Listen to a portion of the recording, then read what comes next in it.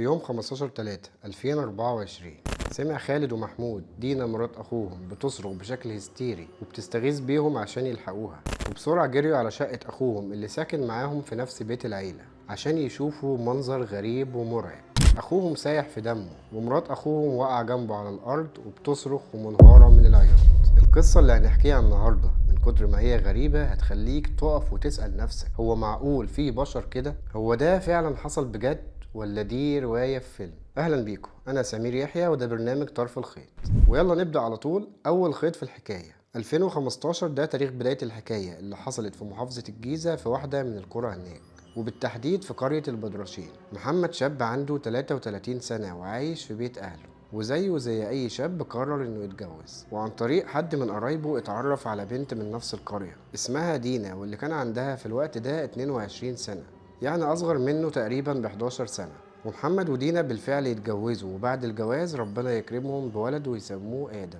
محمد كان شغال ترزي وعنده محل صغير في منطقة بولاق، وكان طول الأسبوع بيشتغل هناك، لكن يوم الخميس كان بيرجع يقضي أجازة الخميس والجمعة مع مراته وابنه، ويرجع تاني على شغله يوم السبت. وكانت دينا دايما في خلاف مع محمد، وكانت بتشتكي انها دايما بتحس بملل وزهق، وده لانه طول الاسبوع بره البيت في شغله وسايبها في البيت لوحدها. محمد عشان يتجنب الخلافات والمشاكل قرر انه يفتح لها محل ملابس عشان تقضي فيه وقت فراغها وما تحسش بملل او زهق، وكمان عشان يكون ليها دخل مستقل وتحس انها ليها كيان خاص بيها. يمكن ده يخفف من توتر العلاقة اللي ما بينهم واللي بقى ظاهر بوضوح ما بينهم في الفترة الأخيرة. وفعلا محمد متأخرش، محمد أجر لها محل صغير جنب البيت وجهزه وفرشه بكل حاجة، وفعلا دينا بدأت تشتغل وتقف في المحل. ومحمد كان حاسس انه بكده حل المشكلة وان الخلافات خلاص هتقل، خصوصا بعد ما دينا بدأت تملى وقتها بالشغل وتندمج في جارتها الجديدة. لكن الحقيقة ان احساسه ده ما كانش في محله، وان المشاكل ما خلصتش ولا حتى هديت، لان بعد فترة قصيرة دينا اشتكت لمحمد وقالت له ان في شوية شباب بقوا يقفوا جنب المحل وبيبصوا عليها وبيحاولوا يضايقوها، وكمان بيضايقوا الناس اللي جوه المحل اللي بتشتري منها. بس محمد حس انها بتبالغ ومهتمش بكلامها، وقال لها انهم اكيد هيزهقوا ومش هيفضلوا كده على طول، وقال لها كمان انه مش فاضي للكلام ده وان شغله واخد كل وقته. رد محمد كان صادم جدا بالنسبة لدينا، لانها كانت متوقعة انه هياخد موقف او هيدافع عنها، لكن حصل العكس. وفي يوم كانت دينا واقفة في المحل ونفس الشباب اللي اشتكت منهم لمحمد كانوا واقفين قدام المحل وكانوا بيعكسوها بصوت عالي. وفي اللحظة دي كان معدي بالصدفة ابن عم محمد واللي كان اسمه برضه محمد، وأول ما شاف اللي بيحصل جري على الشباب بسرعة واتخانق معاهم وزعق لهم لحد ما مشيوا.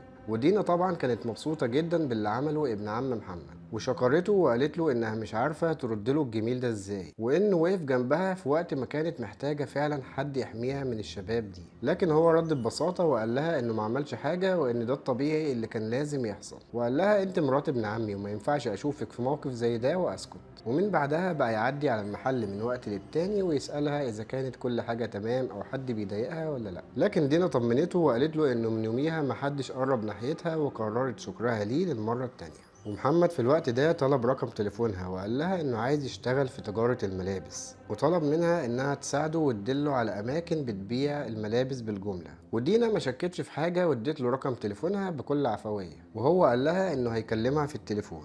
وبعد كده محمد بدأ يكلم دينا في التليفون، في الأول بحجة إنه عايز يفهم منها شغل الملابس الحريمي، وبعد كده بدأوا يتكلموا في مواضيع شخصية. ودينا بدأت تفضفض معاه بالكلام وتشتكيله من محمد جوزها وإنه متجاهلها ومش مهتم بيها ولا مهتم باحتياجاتها كست. والغريب إن الكلام ما بينهم اتطور بسرعة وأخد شكل علاقة.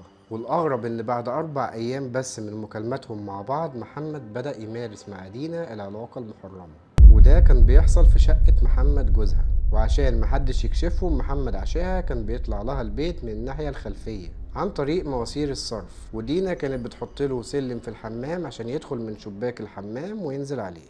واستمرت العلاقة بالشكل ده في السر لحد ما حصلت المفاجأة اللي قلبت كل حاجة.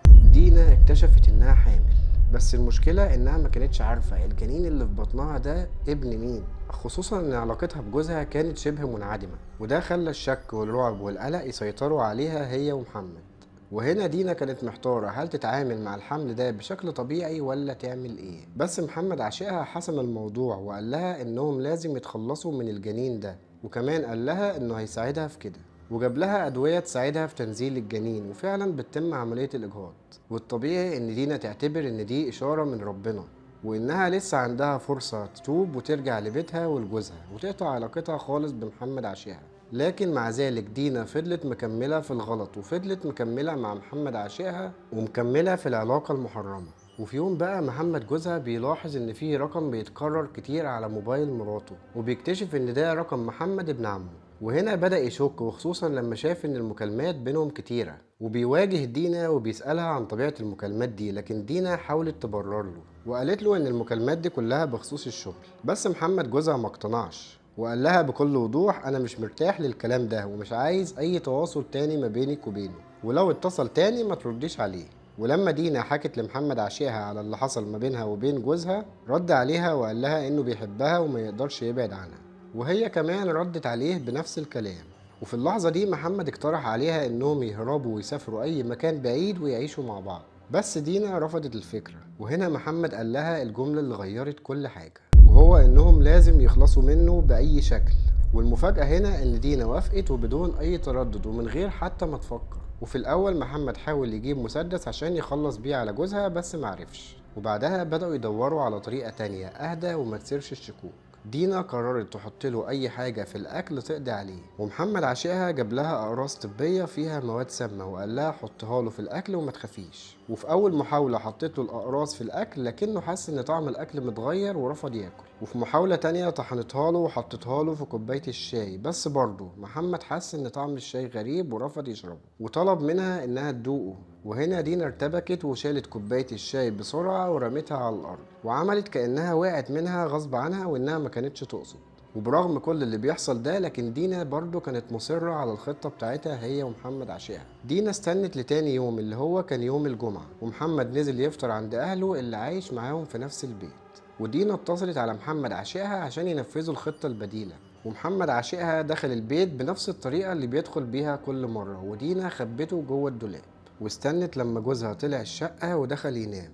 وفي الوقت ده كانت مجهزة سرنجة وحاطة فيها مادة مخدرة، فدخلت عليه وهو نايم وفتحت بقه بسرعة وحقنت له بالسرنجة المادة دي عشان ما يقدرش يقاوم عشقها لما يهجموا عليه. ومحمد جوزها بيصحى بسرعة وبيقول لها انت بتعملي ايه، وبيقوم يضربها. لكن في اللحظة دي محمد عشقها بيخرج من الدولاب ومعاه حديدة ويضرب بيها محمد جوزها على راسه. ولما يتأكدوا انه مات، دينا بتدي لمحمد عشقها ذهب وفلوس من جوه الشقة وبيكركبوا الشقة عشان تبان ان هي سرقة. ومحمد عشقها بيمشي وهي بتنام على الارض جنب جوزها وتفضل تصرخ باعلى صوتها، فيجري اخوات جوزها بسرعه ويدخلوا الشقه عشان يشوفوا اخوهم سايح في دمه. ودينا نايمه على الارض جنبه وبتعيط وبتصرخ وبتقول لهم ان في حد دخل عليهم الشقه وكان مخبي وشه وهو اللي عمل كده. وبعدها اخوات محمد بينقلوه على المستشفى في محاوله منهم انهم ينقذوه، لكن محمد للاسف بيكون مات.